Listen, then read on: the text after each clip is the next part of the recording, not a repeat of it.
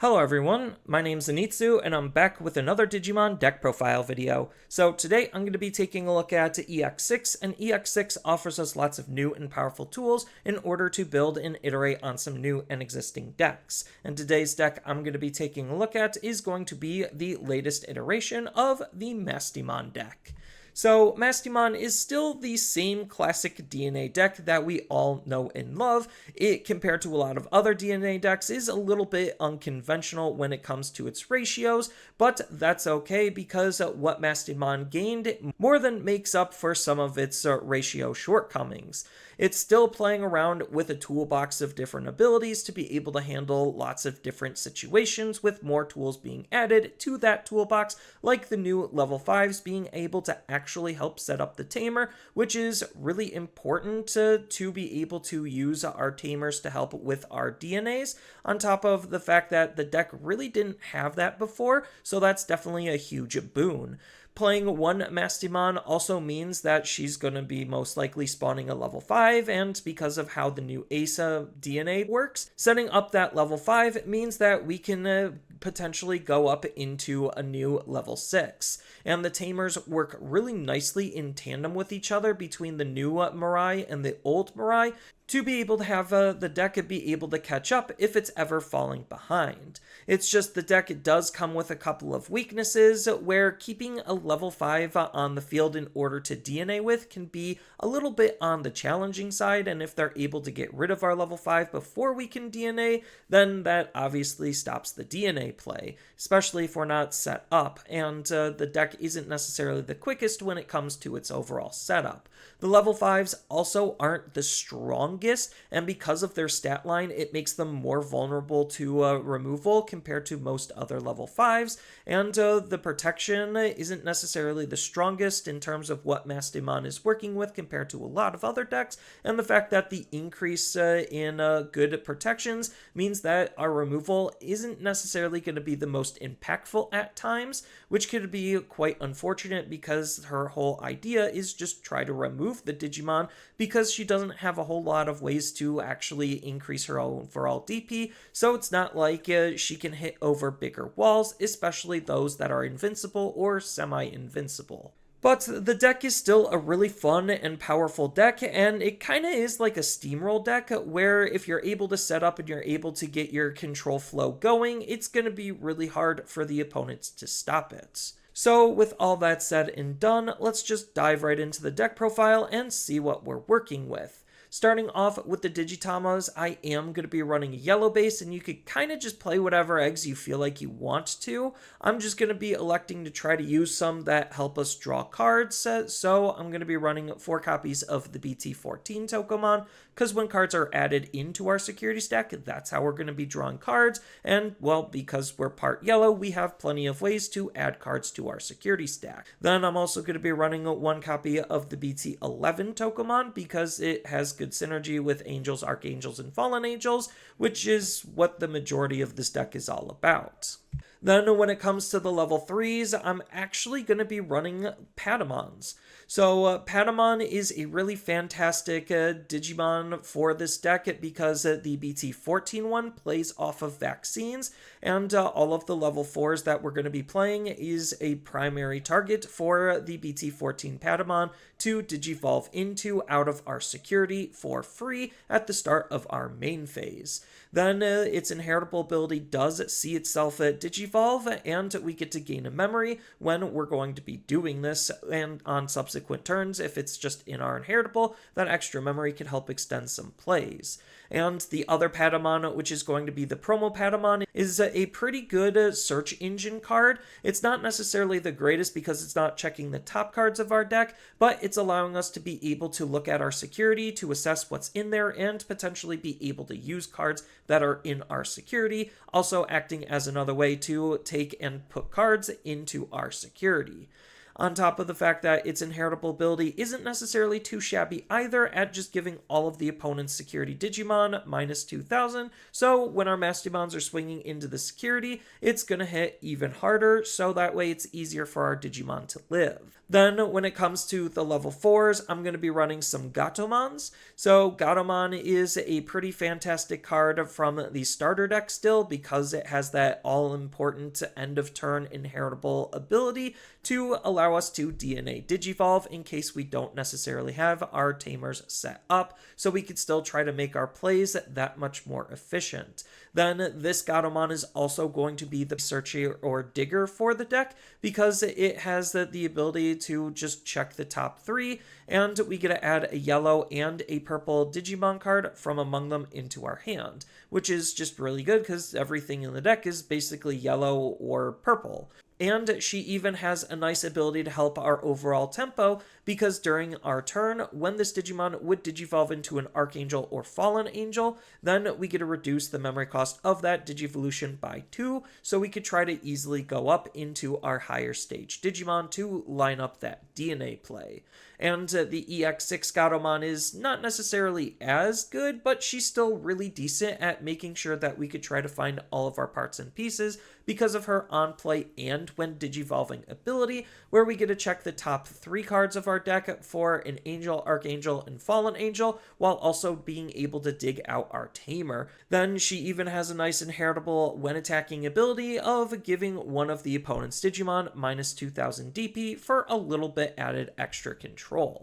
And then I am going to be running a couple of tech level 4s. You don't necessarily have to run these if you don't want to. I just like what they're doing and the possibilities of what they bring to the deck. So I am going to be running one copy of the BT15 Gatomon because she comes with the barrier ability, which again is just good protection on trying to keep her around, on top of the fact that during all turns, when a card is removed from the security stack, we also get to gain a memory, which is something that the deck is already doing as well, so the extra tempo boost could definitely be beneficial, on top of the inheritable ability giving our Digimon barrier, again just makes Mastemon that much harder to be able to remove. Then I'm also going to be running one copy of Geo Greymon from BT13 because this card is limited to 1 on how good it is. So it's just another card that's playing around with our security, where we get to search our security for a red or yellow Tamer and just play it for free, which we're running a decent amount of Tamers, so there's a good likelihood that this card is going to be a good card on having an alternative way at playing and setting up our Tamers. And the inheritable, just for some extra removal, isn't necessarily bad when our Tamers are going to be suspending. We get to delete a Digimon with 3000 DP or less, which could combine with some of the DP minuses that we're already going to be trying to play with. And then when it comes to the level 5s, this is where the bulk of the Digimon are actually going to be coming from because this is the level that we're going to be running in order to actually DNA Digivolve with. So we're going to be running 3 copies of the EX06 Angelwomon. So she natively has barrier herself. She has a nice on-play and when Digivolving ability, where if we have a Mirai, then one of the opponent's Digimon gets security attack minus 2 until the end of their turn, which is basically doing the same thing as the Mastemon starter deck Angelwomon, which is why we're not really running it. Then if we don't have a Mirai on our field, this is the card that's going to be setting one up for us. On top of the fact that she has an inheritable ability that's kind of, again, doing something similar to what the old Angelwomon was doing, where it's going to be giving our Digimon with Angel or 3 Great Angels in its traits the Alliance ability, which just adds another Digimon's DP to this one and gives it Security Attack Plus,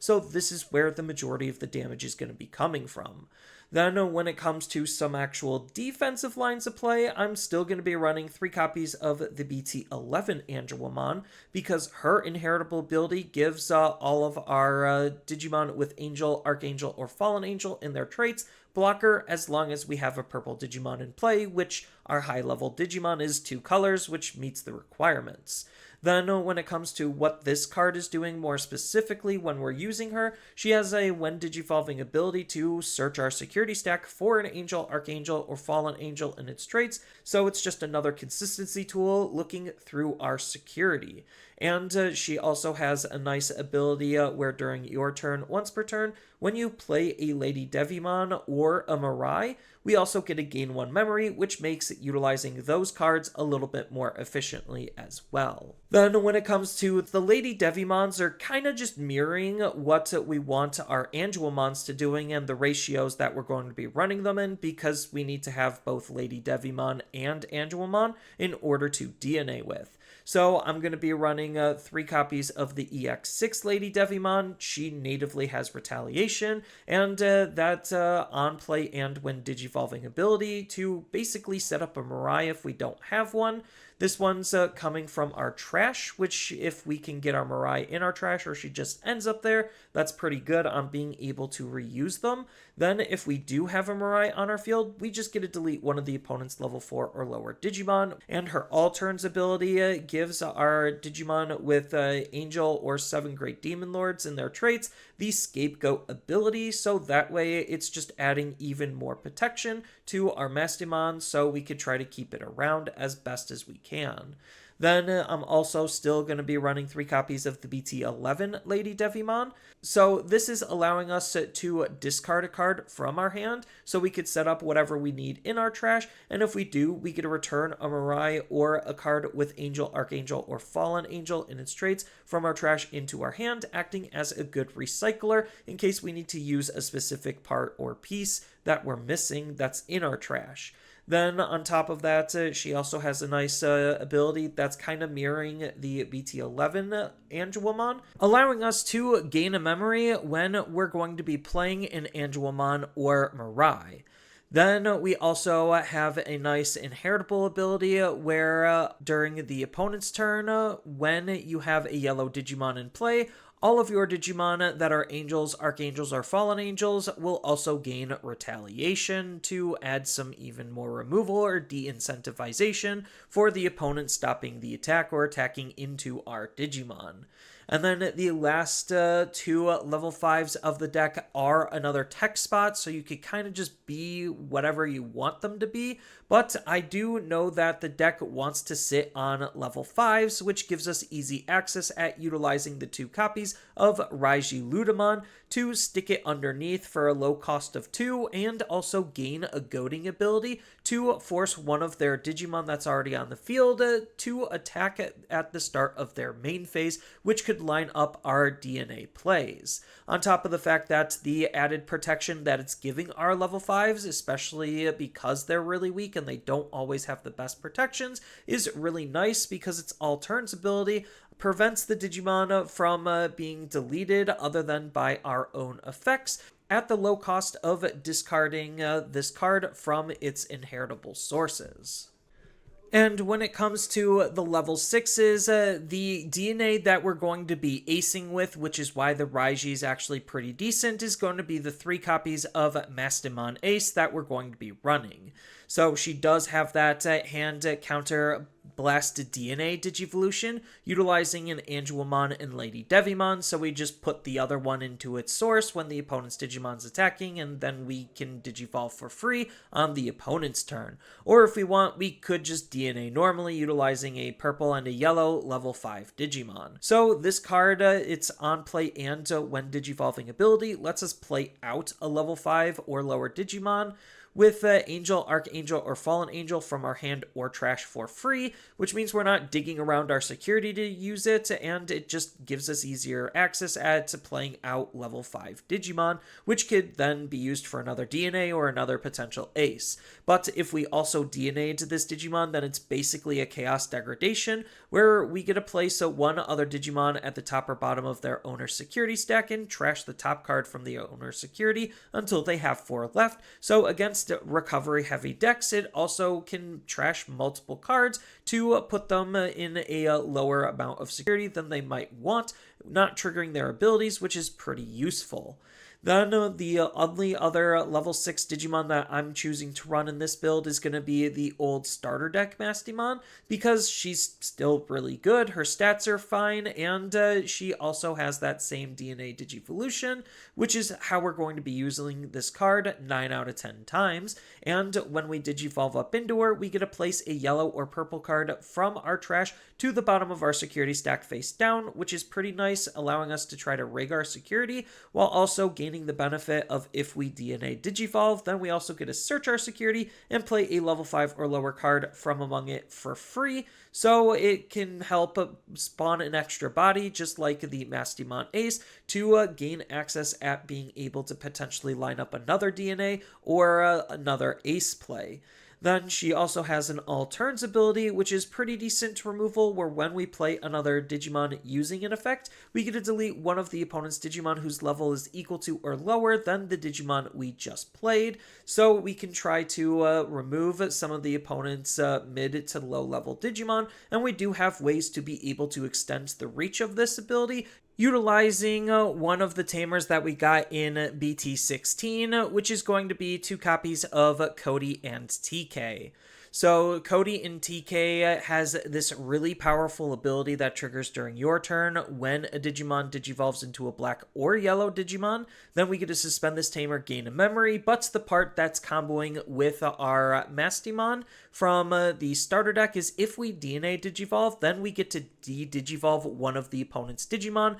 to be able to put them at a lower level, so that way we can have our level-based deletion hit multiple different targets. Then it also is playing with our Patamon engine, because at the start of our main phase, we get to play an Armadillomon or Patamon from our hand for free and return it back into our hand at the end of the opponent's turn, which is just being able to help set up an extra body that we could use to potentially start DNAing with and evolving with. And then as far as the rest of the tamers, it's just going to be more Mirais. So I'm going to be running 3 copies of the BT11 Mirai. So this one just generically gains us a memory at the start of our turn. And she also is really good at being able to line up our DNAs, because during your turn, when one of your Digimon digivolves into an Anduamon or Lady Devimon, which is all of our level 5s, then if we have 1 or fewer Digimon in play, we get to suspend this tamer and play out an Anduamon or Lady Devimon of the different name that we just digivolved into, so basically the other one, and we get to do that for free, so we could then just digivolve and DNA right away. And the Mirai from EX06 is also helping with all of this, because during your turn, when one of your Holy Beast, Archangel, or Fallen Angel traded Digimon is played, then we get to suspend this tamer and gain a memory, which makes that card cheaper to use. And then we also get to have one of our Digimon digivolve into an Anduamon or Lady Devimon from our trash and reduce the cost of that Digivolution by 1. So again, if we're playing like a Gatomon, she just combos with Gatomon to be able to make getting into that secondary level 5 that much more efficient. And she also has the end of your turn, once per turn, ability where 2 of our Digimon can DNA Digivolve into a card from our hand, which just helps, again, just be able to actually DNA Digivolve, so that way we have multiple different avenues on how to line up our stack to get into our Mastemon as efficiently as we can. Then when it comes to the options, I'm just going to be keeping it simple and running the 2 best options that we have for this deck, which is going to be 2 copies of Flame Hell Scythe for that simple minus 6000 DP and being able to play out a yellow or purple Digimon with 6000 DP from our trash for free, acting as a good way to reuse some of our parts and pieces and being a good security threat. And speaking of good security threats, I'm also going to be running 2 copies of Chaos Degradation for more removal, because this isn't trying to delete the opponent's Digimon, it's just throwing them at the top or bottom of their security. But if we're utilizing this card from our hand, then we get to basically do that same thing, but also burn the top card of the opponent's security stack, so we could try to keep the opponent's security at a net neutral. And for the most part, that's kind of my interpretation of the build. I think that this deck has lots of flexibility in terms of how you could approach it, but utilizing some interesting tech tools that could really help enhance what the deck is already trying to do, on top of the new parts and pieces just making everything that much smoother. And we even have a purple base that we could think about running. There's just a lot that is going on with this deck. And then we still have other useful cards that we could think about utilizing to further customize the deck, depending on what cards you have access to, the expected meta you're going to be playing against, and the abilities and Digimon you want to try to prioritize. And it's not like the deck is dead in the water, because we do at least know, in terms of direct support, we are going to be getting a memory boost that's going to help with the deck's overall consistency, because that's one of the deck's biggest weaknesses and flaws. But in terms of anything past that, we don't really know of any actual direct support, and the only other support that we're going to be getting is just the indirect support of cards that we can think about utilizing to help spice up the deck.